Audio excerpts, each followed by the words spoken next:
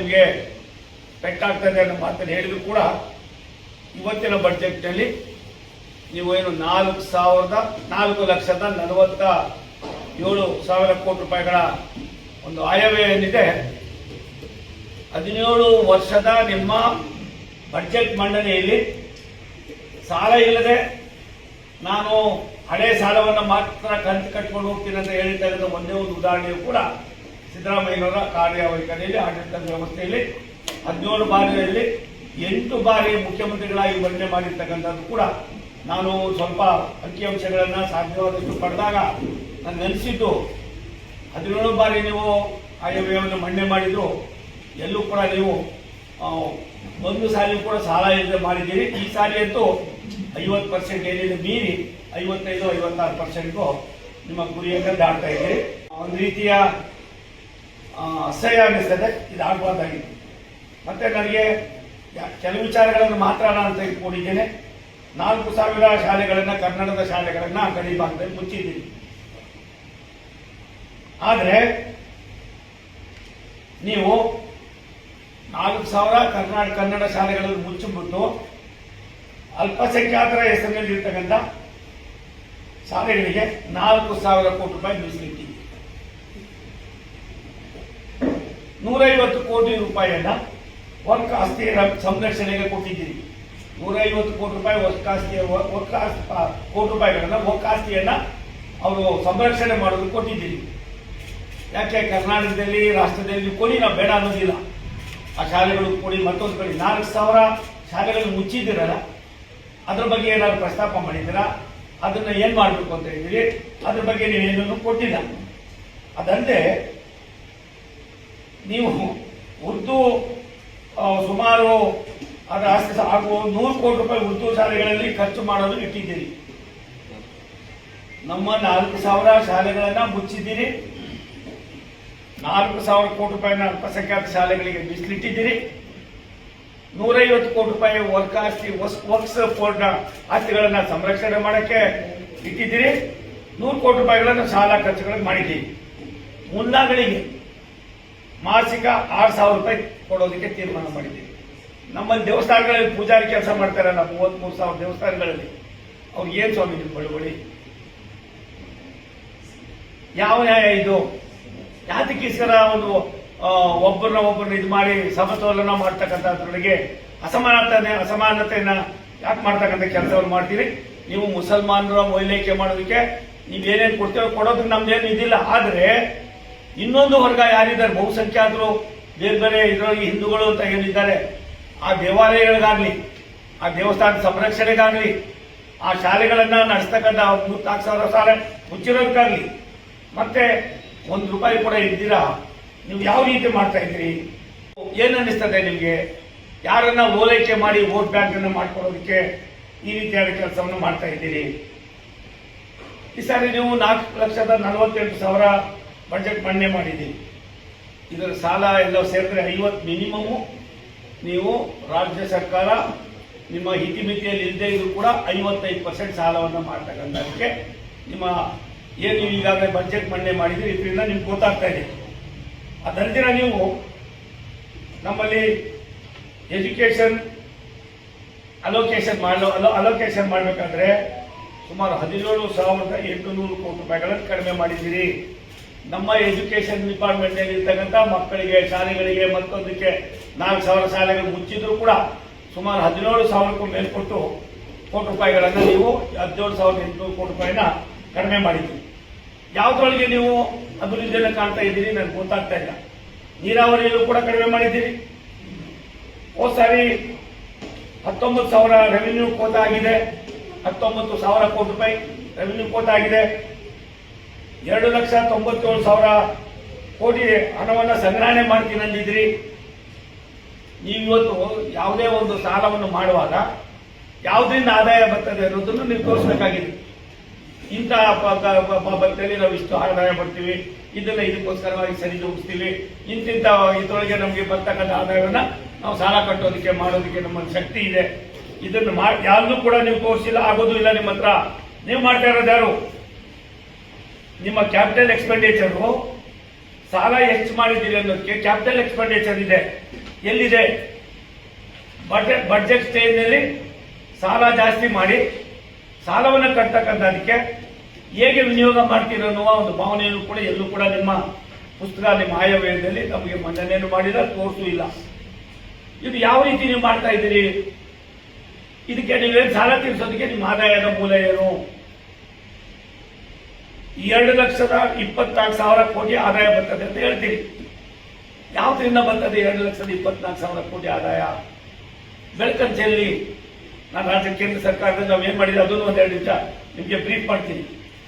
ಆದಾಯವೇ ಇಲ್ಲದೆ ಬರೀ ಬಡ್ಜೆಟ್ ಅನ್ನು ಮಾಡಿ ಸಾಲ ಮಾಡಿಕೊಂಡು ಒಂದೇ ಒಂದು ವಿಕಸಿತ ಭಾರತ 2047 ರಾಷ್ಟ್ರದ ಪ್ರಧಾನಮಂತ್ರಿ ನಮ್ಮೆಲ್ಲರ ನೆಚ್ಚಿನ ನಾಯಕರಾದ ನರೇಂದ್ರ ಮೋದಿಯವರು ದೇಶಕ್ಕೆ 2047ಕ್ಕೆ ಇಡೀ ಭಾರತ ಅಭಿವೃದ್ಧಿಯಲ್ಲಿ ಎಲ್ಲೂ ಕೂಡ ಒಂದು ಸಣ್ಣ ಯಾವುದೇ ಇಲಾಖೆಯಲ್ಲೂ ಕೂಡ ಕಡಿಮೆ ಆಗಬಾರ್ದು, ಎಲ್ಲಾ ಸಂಖ್ಯೆಯಲ್ಲೂ ಮುಂದುವರಿಬೇಕು ಅಂತ ಹೇಳಿ ವಿವಿಧ ಹಂತದಲ್ಲಿ ನಾವು ಯೋಜನೆಗಳನ್ನು ಕೊಟ್ಟರೆ ಅಂತ ಯಾವ್ದಾದ್ರು ಒಂದು ಯೋಜನೆಗೆ ಆ ರೀತಿಯಾದ ಕೆಲಸಗಳಿಗೆ ನೀವೆಲ್ಲರೂ ಒಂದು ಕಡೆಯೂ ಕೂಡ ಬೆಳಕನ್ನು ಚೆಲ್ಲಿಲ್ಲ. ವಿಕಸಿತ ಭಾರತ ಮಾಡಬೇಕಾದ್ರೆ ಕೇಂದ್ರ ಸರ್ಕಾರದ ಹೊಣೆಗಾರಿಕೆಯಲ್ಲಿ ರಾಜ್ಯ ಸರ್ಕಾರಗಳ ಪಾಲುಗಳು ಕೂಡ ಇವೆ. ಯಾರು ಕೇಂದ್ರ ಸರ್ಕಾರ ಮಾಡ್ತಾರೆ ಅನ್ನೋದಕ್ಕಿಂತ ರಾಷ್ಟ್ರದ ಪ್ರಧಾನಮಂತ್ರಿಗಳು ಯಾವುದೇ ನಮ್ಮ ಕರ್ನಾಟಕಕ್ಕೆ ಒಂದು ಸಣ್ಣ ಅಪಚಾರ ಕೂಡ ಮಾಡಿಲ್ಲ. ಇವತ್ತೇನು ನೀವು ಮಾಡಿರ್ತಕ್ಕಂಥ ಹಣದ ಸಾಲದಲ್ಲಿ 50% ಬಡ್ಡಿಗೆ ಹೋಗ್ತದೆ, ಬಾಕಿದು ಸಂಬಳಕ್ಕೆ ಹೋಗ್ತದೆ. ಆರ್ಥಿಕ ಕ್ಷೋಭೆ ಬರ್ದಿರಾ ಏನ್ ಮಾಡ್ತೀರಿ? ನನಗನ್ಸಿದ್ರೆ 5 ಲಕ್ಷ ಕೋಟಿಗೂ ಮೇಲ್ಪಟ್ಟು ಈಗಾಗಲೇ ನಮ್ದು ಸಾಲ ಇದೆ. ಇನ್ನು 2 ವರ್ಷದಲ್ಲಿ ಇದು 10 ಲಕ್ಷ ಕೋಟಿ ಆಯಿತು. ನನಗೆ ಕರ್ನಾಟಕವನ್ನು ಮಾರಾಟಕ್ಕೆ ಇಟ್ಟಿದ್ದೀರಾ? ಇದು ನಿಮ್ಮ ಆರ್ಥಿಕ ದಿವಾಳಿತನ ಅಂದಿರ ಬೇರೆ ಏನು? ಅದ್ರ ಬಗ್ಗೆ ಕೂಡ ನಾವು ಯೋಚನೆಯನ್ನು ಮಾಡಬೇಕಾಗ್ತದೆ. ಯಾರಿಗೋಸ್ಕರ ಈ ಒಂದು ಬೆಚ್ಚೋದಕ್ಕೋಸ್ಕರವಾಗಿ ಈ ಸಾರಿಯ ಬಜೆಟ್ ಅನ್ನು ತಾವು ಮನ್ನೆ ಮಾಡಿದಿರೋ ನಮಗಂತೂ ಆಗ್ತಾ ಇಲ್ಲ. ಕಾಂಗ್ರೆಸ್ ಹೈಕಮಾಂಡ್ ಬೆಚ್ಚೋದಕ್ಕ ಇಲ್ಲ ನಿಮ್ಮ ಕುರ್ಚಿ ಉಳಿಸ್ಕೊಡೋದಕ್ಕ ಅಲ್ಲದೆ ನಿಮ್ಮ ಅನುಭವ ಏನಾಯಿತು? ನಿಮ್ಮ ಕಾರ್ಯವೈಖರಿ ಏನಾಯಿತು? ನಾನು ನಿಮ್ಮಿಂದ ಈ ರೀತಿಯಾದ ಬಜೆಟ್ ಅನ್ನ ನಿರೀಕ್ಷೆ ಮಾಡಿರಲಿಲ್ಲ. ಬಡಬಗ್ಗರಿಗೆ ಸಿಟಿ ಸ್ಕ್ಯಾನ್ಗಾಗಲಿ ನೀವು ಬೇರೆ ಬೇರೆ ಸ್ಕ್ಯಾನ್ ಮಾಡೋದಕ್ಕೆ ಮತ್ತೊಂದಕ್ಕೆ ವಿಕ್ಟೋರಿಯಾ ಆಸ್ಪತ್ರೆಗೆ ಹೋದ್ರೆ ಒಂದು ನಿಮಿಷ ಹೋದ್ರೆ ಒಬ್ಬರೇ ಒಬ್ಬ ಬೇಲ್ ಬರ್ಕೊಡ್ತಾರೆ, ನೀವು ಅಲ್ಲೋಗಿ ತಗೊಳ್ಳಿ ಇಲ್ಲೋಗಿ ತಗೊಳ್ಳಿ, ನಮ್ಮ ಹತ್ರ ದುಡ್ಡಿಲ್ಲ. ಅಧ್ವಾನದ ಅವ್ಯವಸ್ಥೆ ಆಗಿ ಸಾವಿರಾರು ಜನ ಬಡವರಲ್ಲಿ ಒದ್ದಾಡ್ತಾವ್ರೆ. ಇಂಥ ಸಂದರ್ಭದಲ್ಲಿ ವಿಕ್ಟೋರಿಯಾ ಆಸ್ಪತ್ರೆಗೆ ಶಾಂತವೇರಿ ಗೋಪಾಲ್ ಗೌಡ್ರು ಹೆಸರಿಟ್ಟಿದ್ರೆ ಸಂತೋಷ ಸಂಗತಿ, ಒಪ್ಕೋತೀವಿ.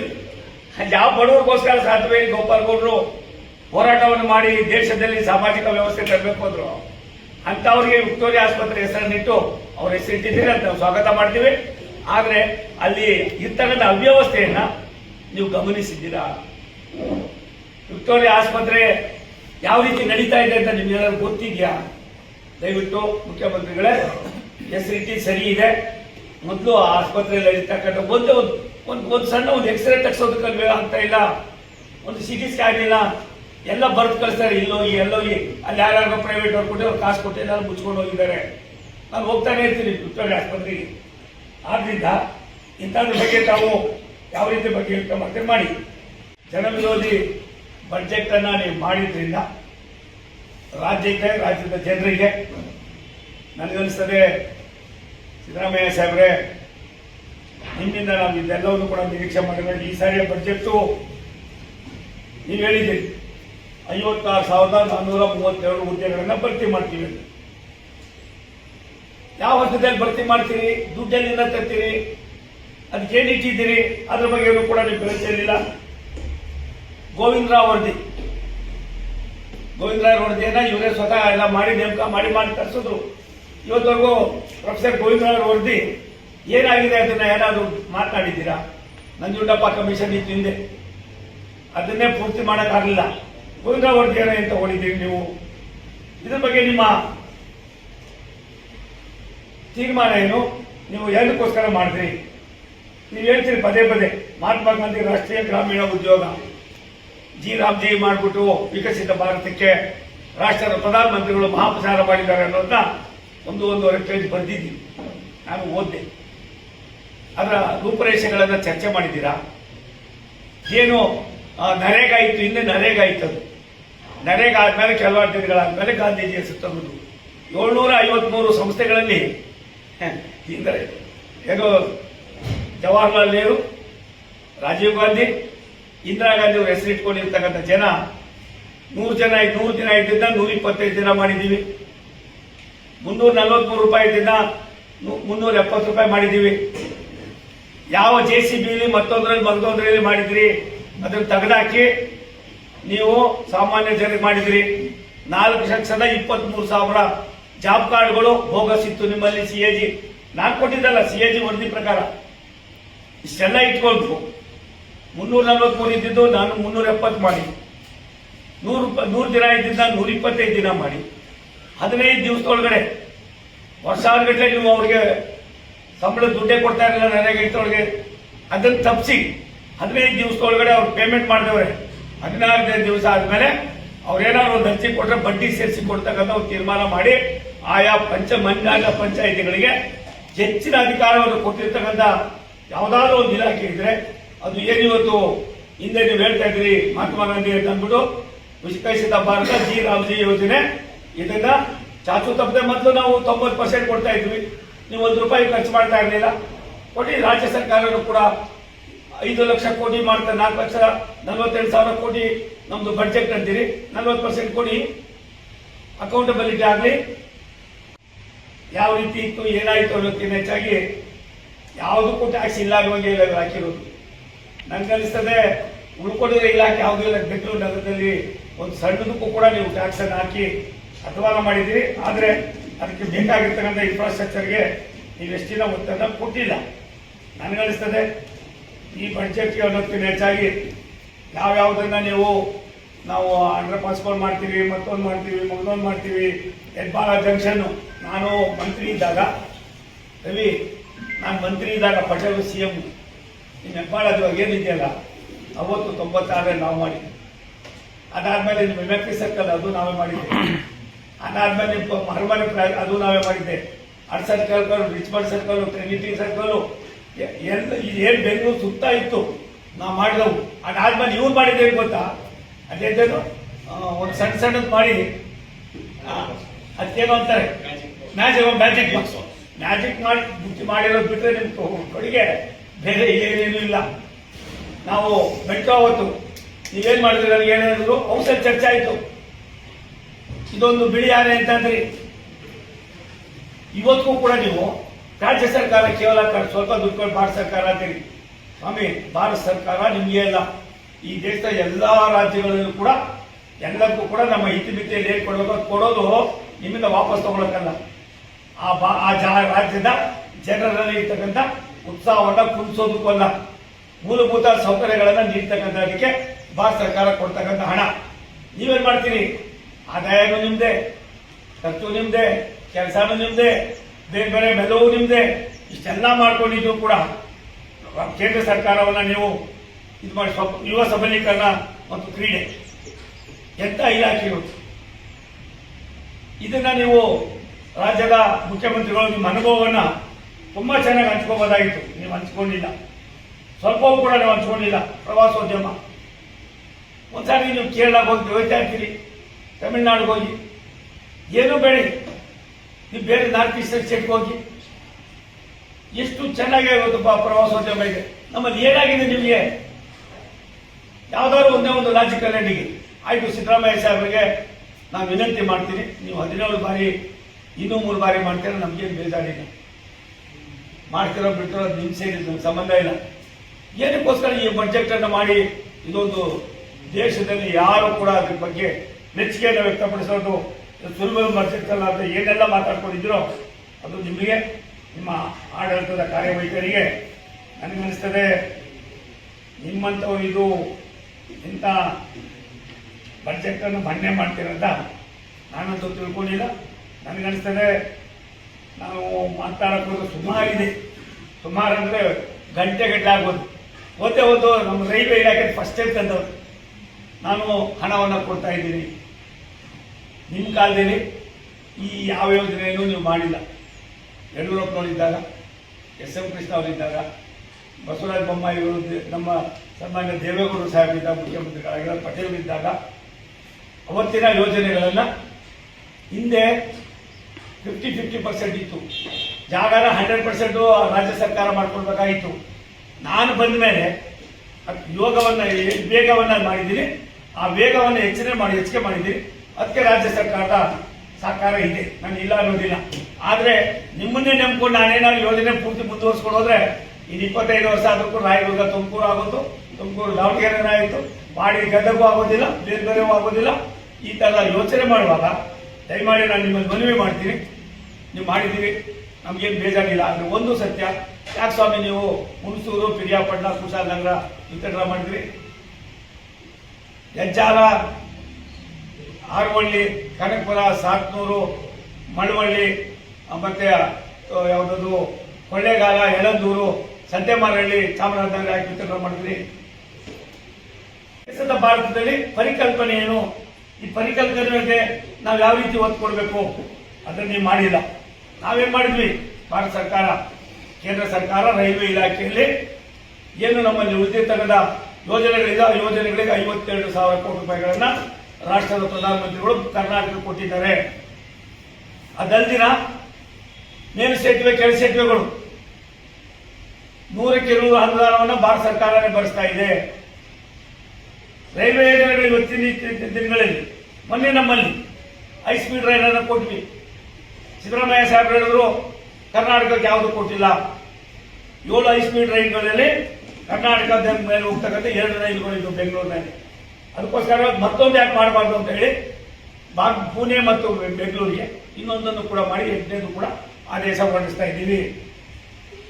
ನಾನು ನಿಮ್ಮಲ್ಲಿ ವಿನಂತಿ ಮಾಡೋದಿಷ್ಟೇ, ನಮ್ಮದು ಬಜೆಟ್, ರೈಲ್ವೆ ಬಜೆಟ್ 2,93,000 ಕೋಟಿ. ಕರ್ನಾಟಕಕ್ಕೆ UPA ಗೌರ್ಮೆಂಟ್ ಇದ್ದಾಗ 850 ಕೋಟಿ ರೂಪಾಯಿ ಮೇಲೆ ಯಾವತ್ತೂ ಕೂಡ ನಮ್ಗೆ ದುಡ್ಡು ಕೊಡ್ತಾ ಇರಲಿಲ್ಲ. ನಮ್ಮ ಸರ್ಕಾರ ಬಂದಮೇಲೆ 7,500, 7,700, 7,800 ಕೋಟಿ ರೂಪಾಯಿಗಳನ್ನ ನಾವು ಪ್ರತಿ ವರ್ಷವೂ ಕೂಡ ಕೊಟ್ಕೊಂಡು ಬಂದಿದ್ದೀವಿ. ನೀವು ಅದನ್ನು ಬಿಟ್ಟು ಎಲ್ಲವೂ ಕಡೆ ಕರ್ನಾಟಕ ರೈಲ್ವೆಯಲ್ಲಿ ಏನಾಗಿದೆ ಅಂತಾಗಿದೆ ಅನ್ನೋದಕ್ಕಿಂತ ಹೆಚ್ಚಾಗಿ ನಾವು ಏನೇನು ಕೆಲಸ ಮಾಡಿದ್ದೀವಿ ಅನ್ನೋದು ಕೂಡ ನಿಮಗೆ ಯೋಚನೆ ಮಾಡಬೇಕು. ಇವತ್ತು ನಾನು ರೈಲ್ವೆನಲ್ಲಿ ನಾವು 2019ರಿಂದ 14ವರೆಗೂ UPA ಗೌರ್ಮೆಂಟ್ ಇದ್ದಾಗ ವಾರ್ಷಿಕ ಅನುದಾನ ಇವರು ಕೊಡ್ತಾ ಇದ್ದಿದ್ದು 11,500. 2025-26 ನಾವು ಒಂದೇ ಸಾರಿ 70,000 ಕೋಟಿ ರೂಪಾಯಿಗಳು ಕೊಟ್ಟಿದ್ದೀವಿ. 70,000 ಕೋಟಿ ರೂಪಾಯಿ 11 ವರ್ಷದಲ್ಲಿ 45,000 ಕೋಟಿ ರೂಪಾಯಿಗಳ ಕಾಮಗಾರಿ ಎಲ್ಲ ಒಂದು ಕಡೆ ಮುಗಿಯುವ ಹಂತದಲ್ಲಿ ಬಹುತೇಕ ಕಡೆ ಬಂದಿದೆ. ಈ ಸಾರಿಯೂ ಕೂಡ ಮತ್ತೆ 52,000 ಕೋಟಿ ರೂಪಾಯಿ ಕೊಟ್ಟಿದ್ದೀವಿ. ಕರ್ನಾಟಕದಲ್ಲಿ ಸುಮಾರು 9 ಏನು ಪ್ರಾಜೆಕ್ಟ್ ಇವತ್ತು ಅವ್ರು ಬಜೆಟ್ನಲ್ಲಿ ಘೋಷಣೆ ಮಾಡಿದ್ದಾರೆ. ಅದಕ್ಕೋಸ್ಕರವಾಗಿ ನಾವು 11,800 ಕೋಟಿ ಮೀಸಲಿಟ್ಟಿದ್ದೀವಿ. ನೀವೇನ್ ಮಾಡ್ತೀರಿ? 10,000 ಕೋಟಿ ರೂಪಾಯಿ ಬಜೆಟ್ ತೋರಿಸ್ತೀರಿ, ಒಂದು ಪ್ರಾಜೆಕ್ಟ್ ತೋರಿಸ್ತೀರಿ, 500 ರೂಪಾಯಿ, 5,000 ರೂಪಾಯಿ, ಒಂದು 100 ರೂಪಾಯಿ, 100 ಕೋಟಿ ರೂಪಾಯಿ, 200 ಕೋಟಿ ರೂಪಾಯಿ ಇಡ್ತೀರಿ. ಎಷ್ಟು ವರ್ಷ ಬೇಕು ಸ್ವಾಮಿ ನಿಮ್ದೆಲ್ಲ ಮುಗಿಸ್ಬೇಕಾದ್ರೆ? ಭಾರತ ಸರ್ಕಾರ ಈ ರೀತಿ ಮಾಡಿಲ್ಲ. ಯಾವುದೇ ಯೋಜನೆಗಳನ್ನ ನಾವು ಕೈಗೆತ್ಕೊಂಡಾಗ ಆ ಯೋಜನೆಗಳನ್ನ 2 ವರ್ಷ 3 ವರ್ಷಕ್ಕೆ ಇತಿಮಿತಿ ಮಾಡಿ ಆ 3 ವರ್ಷದಲ್ಲಿ ಪೂರ್ತಿ ಮುಗಿಸ್ತಕ್ಕಂಥದಕ್ಕೆ ಹಣವನ್ನು ಏಕಕಾಲದಲ್ಲಿ ಸ್ಯಾಂಕ್ಷನ್ ಮಾಡಿ ಅದನ್ನು ಬಿಡುಗಡೆ ಮಾಡತಕ್ಕಂಥ ಒಂದು ವಿನೂತನ ಕಾರ್ಯಕ್ರಮವನ್ನ ರಾಷ್ಟ್ರದ ಪ್ರಧಾನಮಂತ್ರಿ ನರೇಂದ್ರ ಮೋದಿ ಅವರು ಮಾಡಿದ್ದಾರೆ. ದಯಮಾಡಿ ಸಿದ್ದರಾಮಯ್ಯ ಸಾಹೇಬ್ರೆ, ನೀವು ಕೂಡ ಅದನ್ನು ಅನುಸರಣೆ ಮಾಡಿದ್ರೆ ತುಂಬಾ ಒಳ್ಳೇದಾಗ್ತದೆ. ನಿಮ್ಮ ಕಾಲದಲ್ಲಿ ಏನು ಯೋಜನೆ ಮಾಡಿ, ಯೋಜನೆಗಳು ಪುಸ್ತಕದಲ್ಲಿ ಇದಾವೆ ವಿನ ಯಾವುದು ಕೂಡ ಇವತ್ತು ಕಾರ್ಯರೂಪಕ್ಕೆ ಬರ್ತಕ್ಕಂಥದ್ದಾಗಿಲ್ಲ. ರಾಜ್ಯ ಸರ್ಕಾರ, ಕೇಂದ್ರ ಸರ್ಕಾರದ ಒಂದು ನಾಣ್ಯದ ಮುಖಗಳಾಗಿ ಕೆಲಸ ಮಾಡಬೇಕು ಅನ್ನೋದು ರಾಷ್ಟ್ರದ ಪ್ರಧಾನಮಂತ್ರಿಗಳ ದೂರದೃಷ್ಟಿಯ ಚಿಂತನೆ, ಸಂಕಲ್ಪವೂ ಕೂಡ ಇದೆ. ಆದ್ರಿಂದ ನಾನು ಇವತ್ತು ನಿಮ್ಗೆ ಆಗ್ರಹ ಮಾಡ್ತೀನಿ, ದಯವಿಟ್ಟು 3,840 ಕೋಟಿ ಕಿಲೋಮೀಟರ್ ವ್ಯಾಪ್ತಿಯ 31 ಹೊಸ ಯೋಜನೆಗಳು ನಮ್ಮಲ್ಲಿ ಪ್ರಗತಿಯಲ್ಲಿವೆ. JDS ಏನೋ UPA ಏನೋ ಯಾವುದೂ ಮಾಹಿತಿ ಇಲ್ಲ. ನಮಗೆ ನಮ್ಮದೇ ಆದಂತ ಒಂದು ಗಟ್ಟಿ ಧ್ವನಿಯ ಹೈಕಮಾಂಡ್ UPA ನಮ್ಮ ಪಾರ್ಟಿಯಲ್ಲಿ ಇದೆ. ರಾಷ್ಟ್ರದ ನಮ್ಮ ನಾಯಕರುಗಳು ಈ ದೇಶವನ್ನ ಯಾವ ರೀತಿ ತೆಗೆದುಕೊಳ್ಳಬೇಕು, ಅದರಲ್ಲಿ ಕರ್ನಾಟಕವನ್ನು ಕೂಡ ತಗೊಂಡು ಹೋಗಬೇಕು ಅನ್ನೋದು ಅವ್ರಿಗೆ ಅನುಭವ ಇದೆ. NDAಯಲ್ಲಿ ಕುಮಾರಸ್ವಾಮಿ ಇರ್ಬೋದು, ಸನ್ಮಾನ್ಯ ನಮ್ಮ ದೇವೇಗೌಡ ಸಾಹೇಬ್ ಇರ್ಬೋದು, ನಾವಿರ್ಬೋದು, ನಾವೆಲ್ಲರೂ ಕೂಡ ಒಂದು ನಾಣ್ಯದ ಎರಡು ಮುಖಗಳಾಗಿ ಕೆಲಸ ಮಾಡ್ತೀವಿ. ಸಮರ್ಥವಾಗಿ ಹೋರಾಟ ಮಾಡ್ತಿದ್ದಾರೆ ಅನ್ಸುತ್ತೆ ಸರ್. ಕಾಂಗ್ರೆಸ್ ಸರ್ಕಾರದ ಯಾರು ರಾಜ್ಯ ಮಟ್ಟದ ನಾಯಕರು ನನಗೆ ಅದ್ರ ಬಗ್ಗೆ ಮಾಹಿತಿ ರವಿಕುಮಾರ್ ಹೆಸರು ಹೇಳಿದೆ ತಾವು. ರವಿಕುಮಾರ್ ಒಬ್ಬರೇ ಕಂಡ್ರ, ಬೇರೆ ಯಾರು ಕಂಡಿಲ್ವಾ? ಅಲ್ಲಪ್ಪ, ಕಿವಿ ಹೂವಾಗಿದ್ದ ಅವರು ಸರ್, ರಾಜ್ಯದಿಂದ ಕೇಂದ್ರಕ್ಕೆ ಹೋಗಿದ್ದೀರಿ ಸರ್. ರಾಜ್ಯದಿಂದ ಕೇಂದ್ರಕ್ಕೆ ಹೋಗಿ ಜ್ಞಾನ ಇಸ್ಕೊಂಡ್ರಿ ಅಂತಂದ್ರಿ, ಜ್ಞಾನ ವಾಪಸ್ ರಾಜ್ಯಕ್ಕೆ ಬರುತ್ತಾ? ನಾನು ಪಕ್ಷದ ಒಬ್ಬ ಶಿಸ್ತಿನ ಸಿಪಾಯಿ. ನನ್ನ ಇತಿಮಿತಿಯಲ್ಲಿ ನಾನು ಕೆಲಸ ಮಾಡ್ತಾ ಇದ್ದೀನಿ. ಒಂದು ಸತ್ಯ, ನನಗೆ ದೇಶ ಇಷ್ಟೊಂದು ವಿಶಾಲವಾದ ಮನೋಭಾವನೆಯಿಂದ ಧ್ವನಿ ಇಲ್ಲದ, ಆಸರೆ ಇಲ್ಲದ. ಹೆಚ್ಚಿನ ವಿಡಿಯೋಗಳಿಗೆ ಪ್ರತಿಧ್ವನಿ ಯೂಟ್ಯೂಬ್ ಚಾನೆಲ್ ಸಬ್ಸ್ಕ್ರೈಬ್ ಮಾಡಿ, ಬೆಲ್ ಐಕಾನ್ ಕ್ಲಿಕ್ ಮಾಡಿ.